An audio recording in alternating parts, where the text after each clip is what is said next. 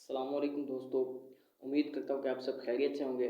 اب ہم بنا ٹائم ویسٹ کیے اپنے اصلی مقصد کی طرف چلتے ہیں۔ وہ یہ ہے کہ آج میں آپ کو بہت اہم مسئلہ بتانے والا ہوں۔ وہ یہ ہے کہ ایک دوست جو ہے مجھ سے پوچھ رہے تھے کہ بھائی دیکھ کر قرآن مجید پڑھنے والے کے پیچھے نماز تراویح میں نماز ہو جائے گی یا نہیں ہوگی؟ تو اس کا جواب یہ ہے کہ میں آپ کو بتاتا چلوں کہ جو آدمی تراویح میں دیکھ کر قرآن مجید پڑھتا ہے اس کے پیچھے جو ہے وہ نماز نہیں ہوگی، کیونکہ امام اعظم ابو حنیفہ کا یہ قول ہے، ان کا یہ مذہب ہے کہ اگر نماز میں دیکھ کر قرآن مجید پڑھا جائے تو نماز فاسد ہو جائے گی۔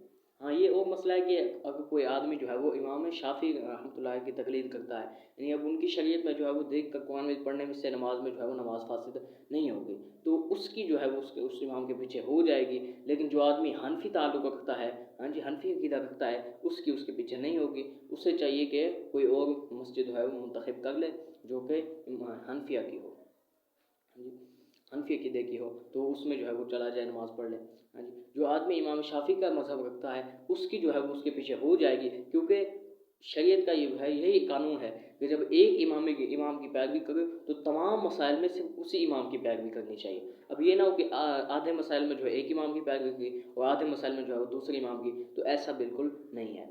تو جو آدمی امام شافعی کی تقلید کرتا ہے اس کی اس امام کے پیچھے ہو جائے گی، اور لیکن جو آدمی امام ابو حنیفہ کی تقلید کرتا ہے اس کی اس آدمی کے پیچھے نہیں ہوگی، تو اسے چاہیے کہ کوئی اور مسجد منتخب کرے اور اس میں جو ہے وہ نماز ادا کرے۔ ہماری اگلی ویڈیو جو ہے وہ جلد از جلد آئے گی، تب تک کے لیے مجھے دیں اجازت۔ شکریہ، خدا حافظ۔